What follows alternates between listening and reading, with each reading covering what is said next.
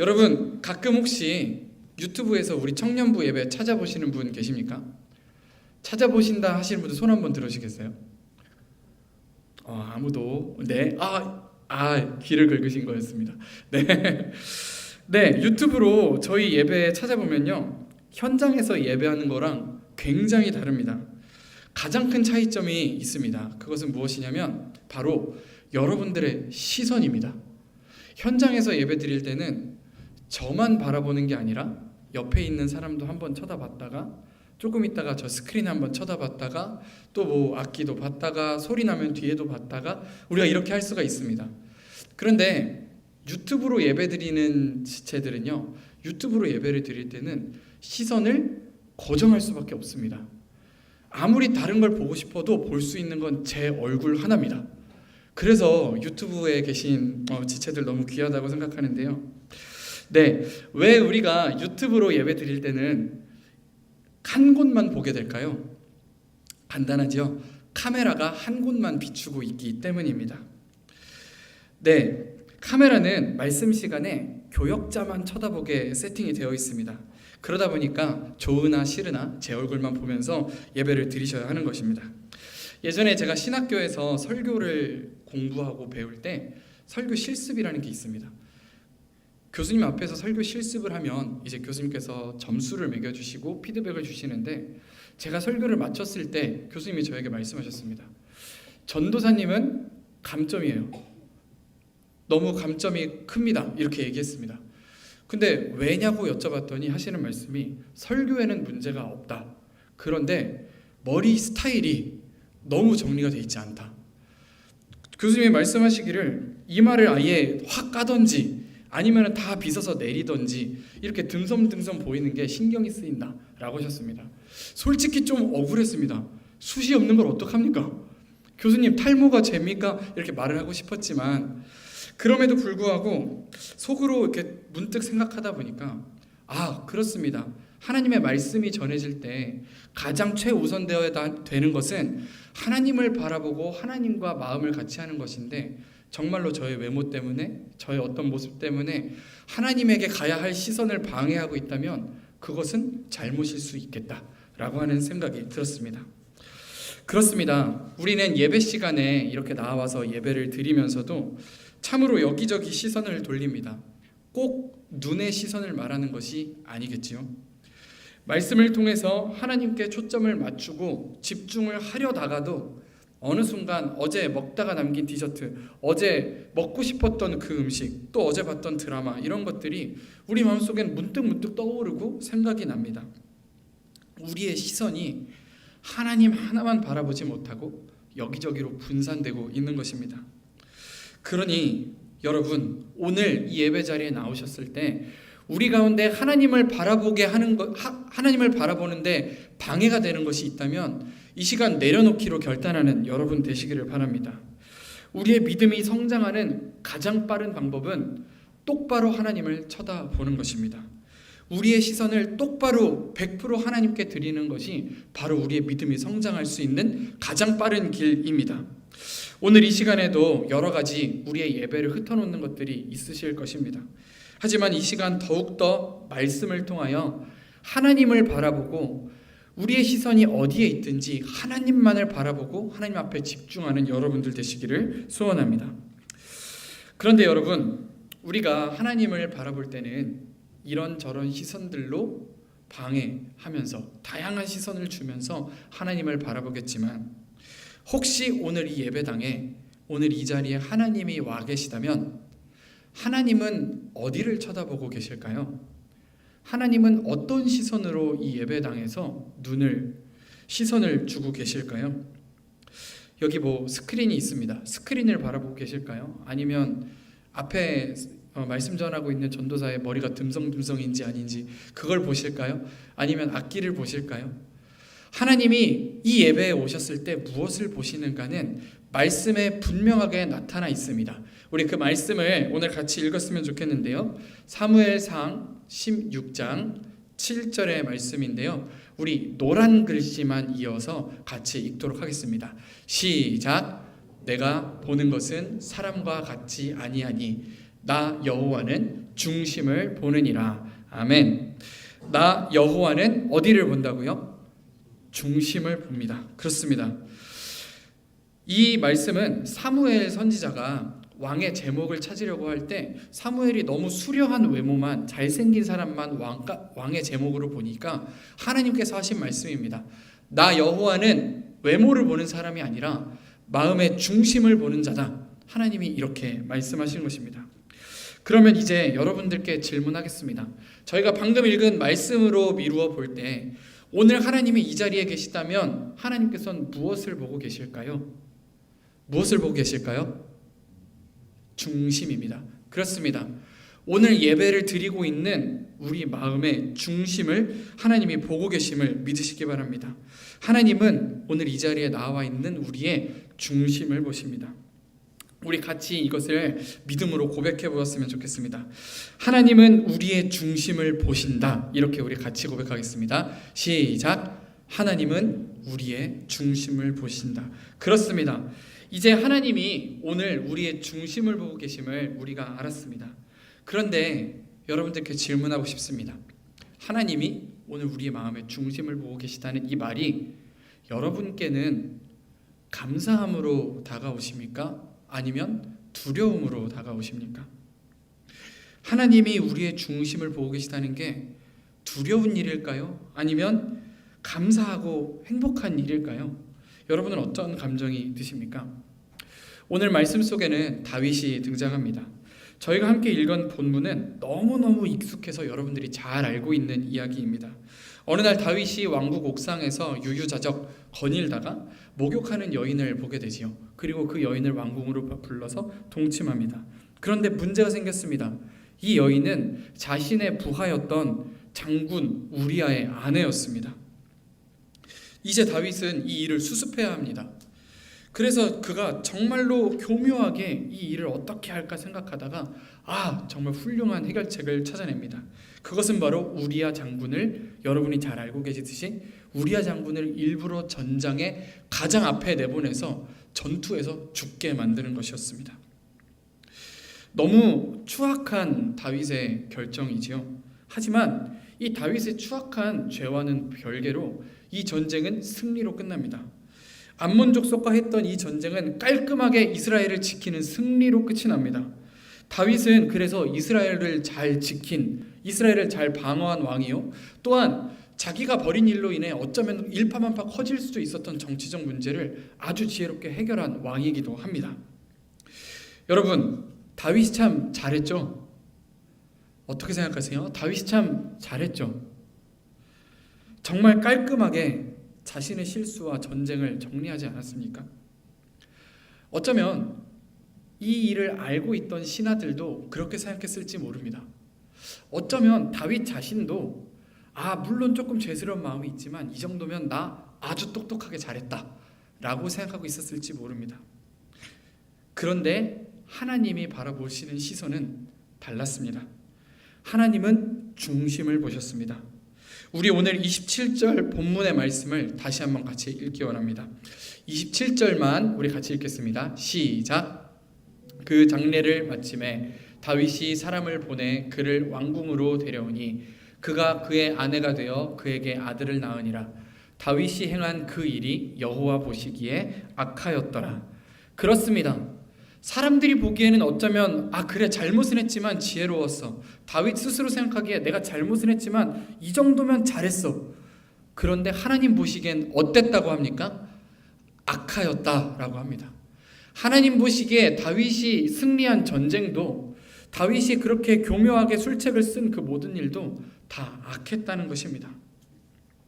사람들이 다윗의 업적과 그가 해낸 전쟁의 승리만 보고 또 장군들의 치열한 희생정신만 보고 멋있다, 좋다 하면서 승리를 누리고 있을 때 하나님은 딱 한 가지 다윗의 중심을 보셨습니다. 그리고는 다윗에게 분노하시면서 진노하시면서 결국 하나님은 다윗과 밧세바가 간음하여 낳은 그 아들의 생명을 거두어 가십니다. 오늘 하나님이 중심을 보신다는 말은 결코 우리에게 달콤한 말만은 아닙니다. 내가 조금 행동이 그리스도인답지 않을 때 내가 조금 행동이 하나님 보시기에 부끄러워도 그래, 내 마음은 하나님께 가 있으니까 괜찮아, 이렇게 합리화하기에는 너무나 적절하지 않은 말이라는 것입니다. 하나님이 중심을 보신다는 것은 오늘 하나님이 우리에게 분노하실 수 있다는 말입니다. 하나님이 중심을 보신다는 것은, 오늘 이 예배 자리에서 하나님이 우리의 중심을 보고 계신다는 것은 우리의 마음을 보시면서 하나님이 진노하고 계실 수도 있다는 말입니다. 우리를 책망하실 수 있다는 말이기도 합니다. 하나님이 중심을 보신다는 것은 우리가 하나님으로부터 어떤 척을 할 수 없다는 것입니다. 우리가 교회에서 신앙 잘 지키는 사람인 척 할 수 있습니다. 경건한 척 할 수 있습니다. 잘 믿는 건실한 그리스도인인 척 할 수 있습니다. 왜냐하면 사람들은 그렇게 속기 때문입니다. 하지만 그것은 사람의 시선일 경우에만 그렇습니다. 하나님은 우리가 남들에게 하고 있는 모든 척을, 오늘 우리가 그리스도인으로서 하고 있는 그 모든 척을 뚫고 들어오시는 분이십니다. 나 스스로 그리스도인인 척하고 있는 이 합리화 또한 뚫고 들어오시는 하나님이십니다. 우리의 마음을 그냥 아무것도 감출 수 없게 완전히 환하게 여셔서, 하나님은 우리의 마음을 활짝 여셔서 그 안을 보시는 분이십니다. 오늘 우리가 그래서 이 말씀을 보면서 생각하기 원합니다. 신앙생활하고 있는 요즘의 내 마음에는 진짜로 무엇이 들어있나? 오랜 시간 동안 믿음 생활하고 오랜 시간 동안 교회 생활 해온 내 마음 속에는 진짜로 오늘 무엇이 들어있나? 하나님 앞에서 돌아보았으면 좋겠습니다. 정말 우리가 예수님을 알기 위해 노력하고 있는지, 정말 예수님을 향한 사랑을 우리 안에 담고 있는지, 정말 하나님의 뜻과 하나님의 나라를 구하는 마음이 우리 안에 있는 신앙인으로서 우리가 살아가고 있는 것인지 돌아보길 원합니다. 중심을 보시는 하나님은 무서운 하나님이기도 합니다. 하나님의 시선으로부터 피할 곳이 없고 우리를 책망하시기 때문입니다. 오늘 본문의 다윗은 이제 어떻게 될까요? 하나님께서 그 아들의 생명을 거두시고 하나님께서 이제 다윗을 버리고 완전히 다윗을 이제 내팽겨 치실까요? 우리가 감사할 것은 하나님은 다윗을 그렇게 내팽겨 치지 않으셨다는 것입니다. 자신조차 스스로를 속이고 뻔뻔하게 앉아 있을 때 그의 마음이 편했을까요? 아니요. 점점 하나님과 멀어질 수밖에 없는 자신의 잘못으로 인해서 내가 잘못하고 있는 걸 알면서도 하나님 앞에 차마 그 말을 다시 꺼내지 못하고, 내가 정말 내 마음에 무엇이 있느냐 하는 그 질문을 다시 던지지 못하고 그저 하나님으로부터 멀어지면서 그저 그렇게 다윗은 있었습니다. 이제 다윗은 하나님과 가까이 지낼 수 없는 자가 되었습니다. 그러나 오늘 본문 속에 하나님은 다윗을 그렇게 내버려 두지 않으십니다. 하나님은 나단이라는 선지자의 입술을 통하여서 다윗 스스로도 꺼내지 못하는 그 잘못을 만천하에 공개해 버리십니다. 사람들 앞에서 다윗이 저지른 잘못을 낱낱이 파헤칩니다. 그리고 그것이 다윗에게 징벌일지라도, 그것이 다윗에게는 가슴 아픈 책망일지라도 하나님은 그것을 통하여 다윗의 삶을 다시 고치시는 분이신 것을 우리가 말씀을 통하여 보게 됩니다. 하나님은 다윗이 나단을 통하여 회개케 하시고 눈물로 자신의 죄를 고백하게 하십니다. 사랑하는 여러분, 오늘 이 다윗에게 일어난 일은 오늘 우리에게도 일어날 수 있는 일입니다. 중심을 보시고 우리를 책망하시는 하나님은 거기서 멈추시는 하나님이 아니라 우리의 잘못을 함께 보고 우리의 잘못을 고치시고 우리를 회복해 하시는 하나님이신 줄을 우리가 믿으시기 바랍니다. 나 스스로도 날 속이고 있을 때, 신앙생활 이 정도면 잘하고 있지 하고 나 스스로도 나를 속이고 있을 때 하나님이 오늘 먼저 우리의 중심을 들여다보십니다. 그리고 하나님과 함께 우리의 마음속을 들여다볼 때에 하나님과 함께 고쳐지는, 치유되는, 정말로 하나님 앞에 장성한 믿음의 분량까지, 진짜 믿음의 분량까지 성장하는 그러한 은혜의 역사가 오늘 우리 눈앞에 주어져 있음을 우리가 함께 믿음으로 고백하기 원합니다. 사랑하는 여러분, 그래서 오늘 이 시간에 우리가 구하고 싶은 것은 바로 하나님의 시선입니다. 우리의 중심을 바라보는 하나님의 시선을 우리가 동일하게 알기 원합니다. 하나님이 바라보시는 그 시선을 통해 우리의 마음을 바라보기 원합니다. 마치 카메라가 이 단을 비추고 있을 때 유튜브로 예배드리는 분들이 카메라를 통하여 바라볼 수 있는 것처럼 우리의 시선이 이제는 하나님이라는 중심을 보시는 그 카메라를 통하여 바라보게 되어지기를 원합니다. 다윗은 이제 금식하고 밤새도록 땅에 엎드립니다. 밤새도록 땅에 엎드려서 자기 옷을 찢고 가슴을 치면서 눈물을 흘리며 회개합니다. 하나님, 지금껏 제가 잘 살아왔다고 생각했지만 아니었습니다. 하나님, 지금껏 제가 잘 해왔다고 믿었지만 아니었음을 하나님의 시선을 통하여 봅니다. 하나님, 이 죄인을 용서하여 주시옵소서. 눈물 흘리고 가슴 치며 고백할 그때에 하나님께서는 이제 다윗에게 새로운 아들을 허락하십니다. 그의 이름은 바로 여디디아라고 합니다. 여디디아의 다른 이름은 솔로몬입니다. 하나님은 다윗을 끝까지 사랑하셨습니다. 그래서 하나님은 그를 징계하시고 그를 치료하셨습니다. 여러분, 우리가 입술이 아플 때에, 입술이 헐었을 때 가끔 알보칠이라는 약을 바릅니다. 하나님은 마치 알보칠과 같은 것 같습니다. 알보칠은 상처, 환부를 태워서 처음에는 아프고 정말 상처가 찢어지는 것처럼 아픈 고통을 주지만 금세 거기에 새살이 차오르게 만듭니다. 하나님 또한 그렇습니다. 징계, 때로는 우리에게 아픈 징계를 허락하시지만 그 과정을 통하여 우리의 영적인 새살이 차오르게 만드시는 분이심을 우리가 믿으시기 바랍니다. 중심을 보시는 하나님은 우리를 깨닫게 하시는 분이십니다. 중심을 보시는 하나님은 우리를 때로는 징계하시는 하나님이십니다. 중심을 보시는 하나님은 우리를 치료하시는, 회복하시는 하나님이십니다. 그러므로 오늘 우리의 신앙생활이 정체되어 있다고 느낄 때, 우리의 신앙생활이 정말 이제는 길을 잃었다고 느낄 때, 어느 방향으로 나아갈지 모르겠다고 느끼신다면 하나님의 시선을 구하시기 바랍니다. 오늘 하나님은 내 모습을 어떻게 바라보고 계신지 그 모습을 구하시기 바랍니다. 그때에 우리에게는 회개의 영이 일어나고 하나님의 눈으로 우리를 바라보며 완전히 회복하고 장성한 믿음의 분량까지 이르는 역사가 일어나는 줄로 믿습니다. 사랑하는 여러분, 예수님께서 이 땅에 오셨을 때 바리새인들에게 회초리를 휘두르시고 독사의 새끼들아 분노하십니다.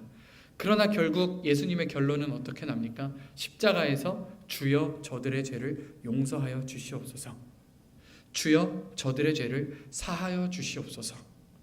하나님은 결국 용서와 회복을 말씀하시는 분이십니다.